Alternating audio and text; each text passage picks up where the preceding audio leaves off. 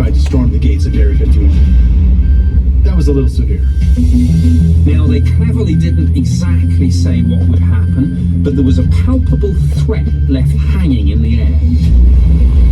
Faced with the military's willingness to defend Area 51 at all costs, many potential attendees change their plans and decide not to attend.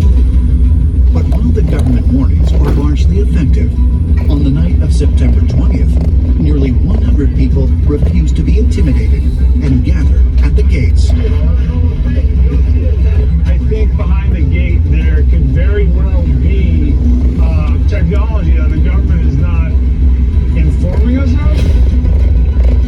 There's a lot of people that are like watching this event being like, this is the night we find some aliens. People are prepared for a bloodbath, but I've seen nothing. The cops have been out in a show of force, and they're going to make it very unpleasant for anybody who crosses. Both sides show restraint, and a potentially deadly confrontation is averted. Only 2 people are detained by authorities for minor offenses. Over the next 3 days, approximately 3,000 more people make the journey to Area 51 in a show of solidarity and in protest of government secrecy. There's a huge alien community around the world. It's a matter of time before this was going to happen. I don't think the government's being honest, because I think they would freak us out if they told us what was inside that big old mountain there. But there are many who believe that without the serious threat of military action, the turnout might have been significantly larger. The government caused a lot of confusion and pretty much discouraged most people from showing up to the event. In the days and weeks leading up to September the 20th, there was a mass of confusing reports about what might actually take place. And one wonders, did this play into the hands of the government and work to their advantage? If government threats did indeed suppress the turnout at the Area 51 festivals, what could they be protecting? Is it only military secrets or something else? For ancient astronaut theorists, the answer is obvious. So it seems a lot of people are asking the same question. What is it that the government is hiding at Area 51? The United States began with a policy of lies and denial, let's call it for what it is, counterintelligence. UFOs and ETs have been at the top of the counterintelligence list since World War II. Our government doesn't want us to know the truth. We know for a fact that for over 50 years, not just the U.S. government, but governments from around the world have always denied the UFO question or the extraterrestrial question. Could the U.S. government be hiding not only crashed UFOs, but even extraterrestrials at Area 51? Perhaps further clues can be found at the very entrance of the secret base. An entrance that has been strictly off-limits for decades. Could Area 51 truly harbor extraterrestrial secrets? And if so, how did it all begin? Perhaps answers can be found in the murky history of the mysterious desert base. We actually have to go back to the attack on Pearl Harbor in December 1941. The government said we can never allow something like this to happen again. So let's move or create some of these installations and facilities further into the country. Area 51 was built around a salt flat known as Groom Lake. A runway now slices across the dry lake bed. The reason why Groom Lake was chosen was very simple. Groom Lake itself was a dry bed, but it was extremely long, and it could double as a huge runway. Some of these aircraft required long runways. For many years, Area 51 enthusiasts were able to watch with high-powered binocular lenses and see base activity. None of that is possible anymore. They've gone to great lengths to keep whatever's happening in Area 51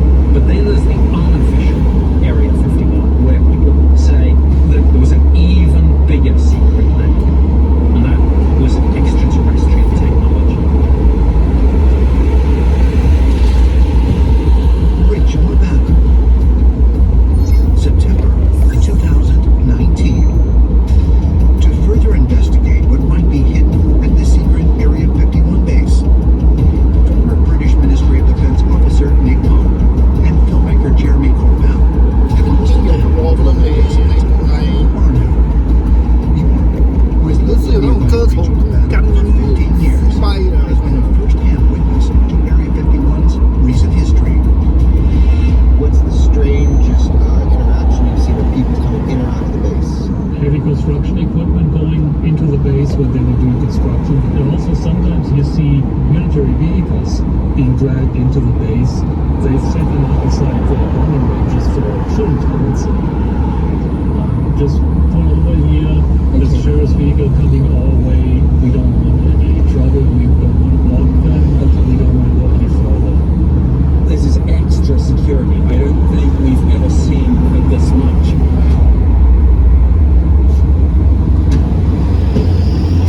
In light of the tension surrounding the Storm Area 51 event, the military has implemented a zero-tolerance lockdown at the gate of the secret base. So, here we are. I think this is about as far as we can go. The point of no return, right? Yes, we cannot go any further. All this barbed wire here, all these security measures. This is the point at which, if you take one step further, the full force of security will come down on us, right?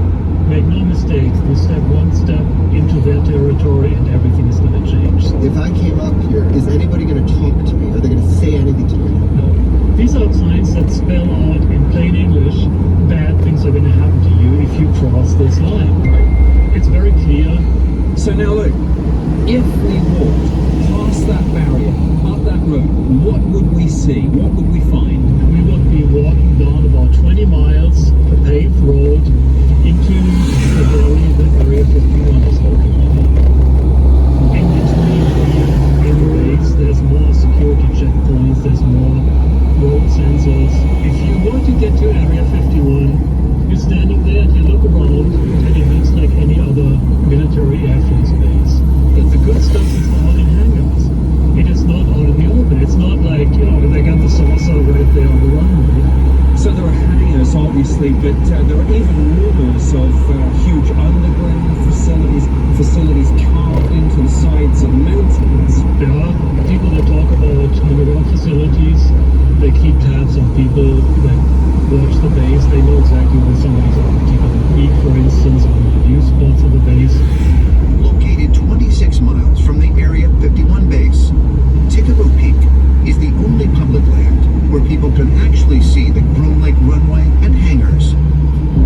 And they know exactly, okay, right now is a good moment to fly our good stuff, and that's when they bring out the good stuff. I've actually been on Tikabo Peak when they did a test flight, and it was the most amazing thing. We look at the base, and all of a sudden, in the middle of the night, all the runway lights come on. I mean, it's the most amazing thing to watch. All of a sudden, the desert in front of you, below you, becomes alive. You see a light taxiing to the runway, the light takes off, the runway lights go out, the light goes out, and that was the end of that. I mean, literally, feet above the runway, the lights should be. That's ultra high security, and whatever that thing was, clearly they were really trying to protect it and minimizing that anyone could get eyes on it. Correct. Court claims that the U.S. military discovered otherworldly spacecraft be true. Might some of post-war America's greatest technological accomplishments have been the result of reverse engineering alien vehicles? Ancient astronaut theorists say yes, and insist that the truth about Area 51 was actually revealed decades ago, not by UFO enthusiasts or whistleblowers, but by two of the men most responsible for maintaining the government's most vital secrets. Burbank, California. June 1943. In the midst of World War II, the government presses the Lockheed Aircraft Corporation to develop the next generation of military planes.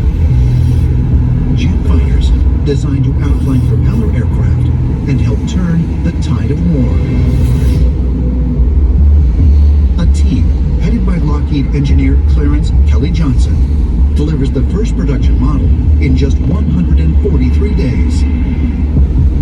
Their P-80 Shooting Star initiates the jet age for the U.S. military.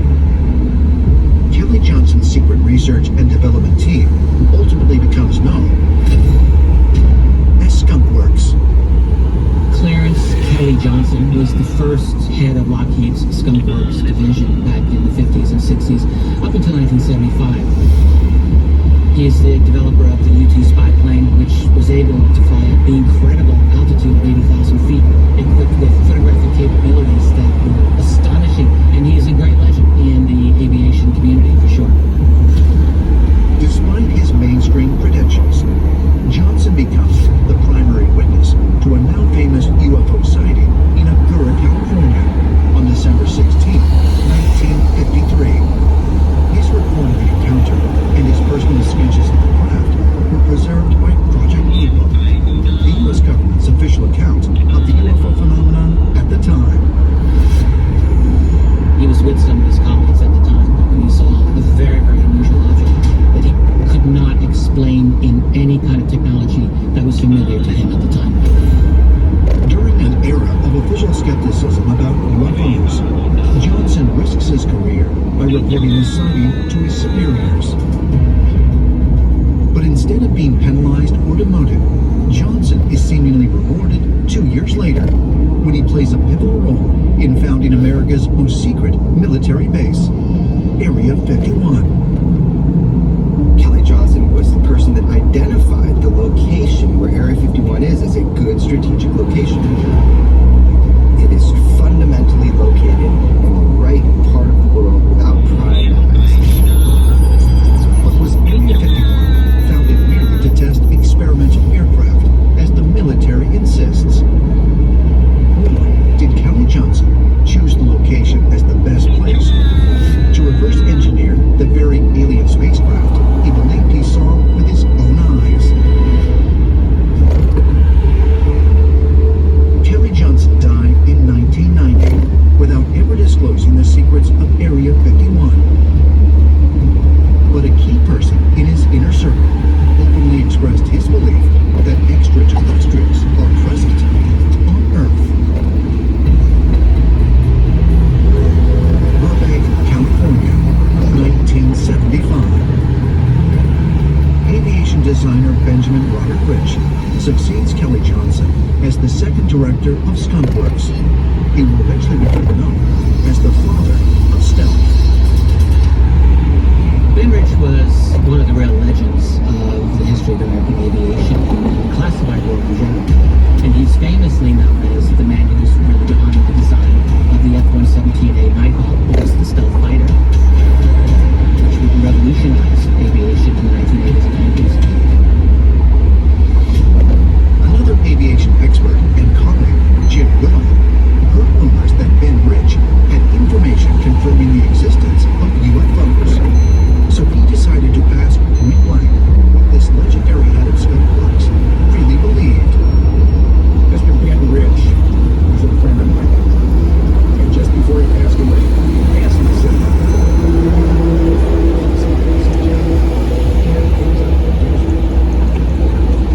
Years beyond what you can comprehend. Not what you think you can build in 50 years, but what you can comprehend. You see movies like Star Trek, Star Wars, been there, done that.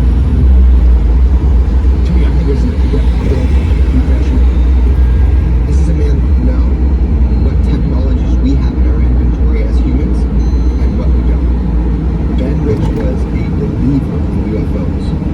I think beyond belief. I think he knew. And of all the people who worked at Area 51, perhaps the most famous or infamous is Bob Lazar. No one has been more inflammatory or controversial. As far as alien enthusiasts are concerned, Lazar is a new return of previously unknown military base in the middle of an obscure Nevada desert into the white-hot center of America's obsession with UFOs, aliens, and government conspiracies. But who is Bob Lazar? And what did he see at Area 51? Las Vegas, Nevada, May 15th, 1989. Everyone else has not heard about an alleged UFO cover-up. On local TV station KLAS, investigative reporter George Knapp interviews a man going by the name Dennis and shot in silhouette to hide his identity. The man claims to work at the secret military installation that the U.S. government still maintains does not exist. base does, in fact, hold extraterrestrial spacecraft. Exactly what's going on up there? Well, there's several, actually 9 flying saucers, flying discs that are out there of extraterrestrial origin. It was so pretty much worked on Area 51, back engineering alien technology, UFOs that had crashed into the Roswell, and trying to figure out how they work.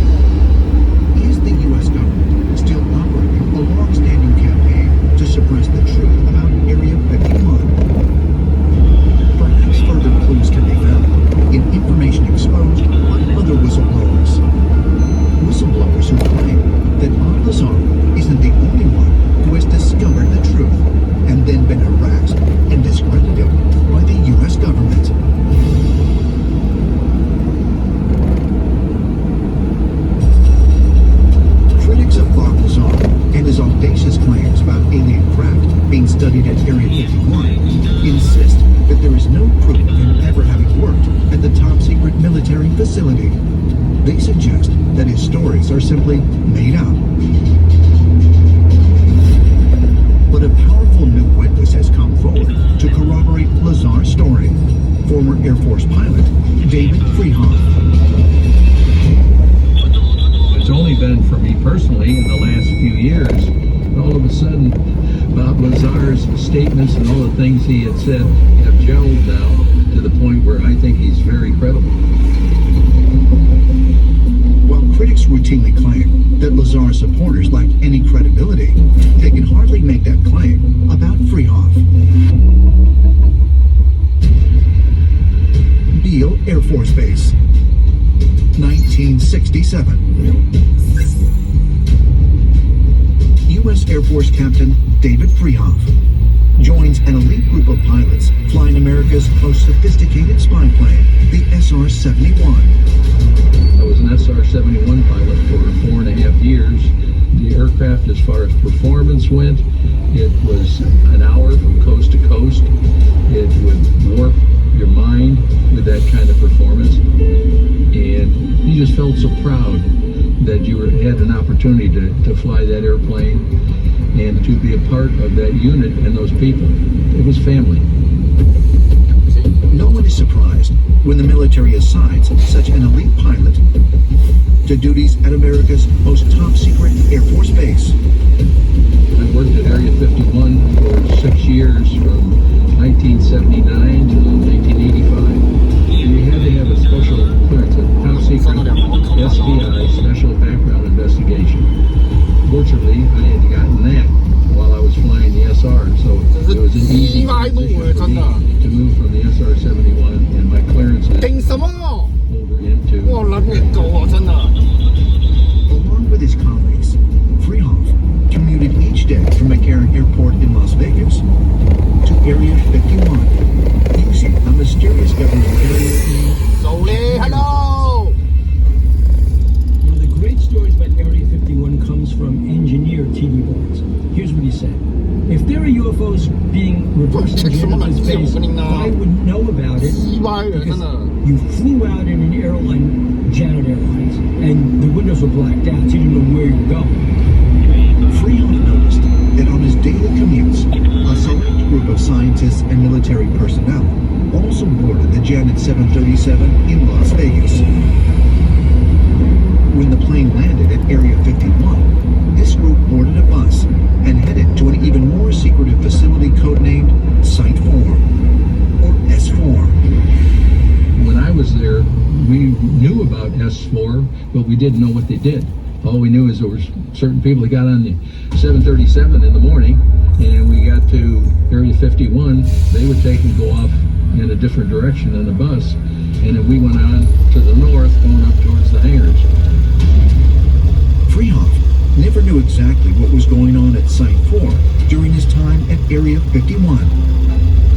But when he heard Bob Lazar's story years later, he found that Lazar's description of flying to Area 51 on a Janet 737 and traveling to S4 rang true in every detail.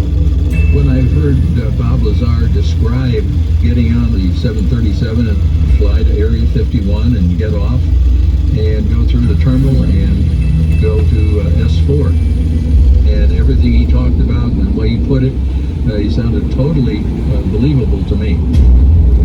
Critics contend that no actual eyewitnesses have ever come forward to confirm that Lazar worked at Area 51, much less at Site 4. But Freehoff claims otherwise. I know people that had worked for me, and after I left there, they had seen Bob Lazar there, and they admitted that to me recently. I know that his critics piled on because obviously they did not want the word to come out that there were in fact UFOs in our possession, and that he was revealing capability to perhaps our enemies that we in fact were alien technologies. But Dave Freehoff is not the only highly regarded aviation expert to corroborate Bob Lazar's explosive story. Jim Goodall is a U.S. Air Force veteran, military historian, and investigative author To be frank with Bob Lazar, before Lazar was hired to work at Area 51. Back then, Lazar worked at the Sandia Nuclear Lab in Albuquerque and was a vocal UFO skeptic. I have the distinction of knowing him for quite a while. He had been working and developing nuclear weapons for Sandia. You couldn't put a gun to his head to convince him that UFOs were real. But Bob Lazar's skepticism about the existence of UFOs was about to change. A year later or so, there's a silhouetted guy talking about doing reverse engineering on alien spacecraft, and that silhouette was Bob Lazar. In an effort to help his friend prove he worked at Area 51 and Site 4, then Sergeant Goodall took Lazar's military tax form to the Office of Naval Investigations at the Pentagon. What happened when he got there was chilling. There's a young lieutenant commander behind the desk. I handed him Bob Lazar's W-2. He looks at it, said, "Excuse me for a minute." And he says, "The Admiral will see you now." I mean, an admiral to go talk to an Air Force tech sergeant is really below his level of interrogation. He's looking at Lazar's W-2, and he said, "Sergeant,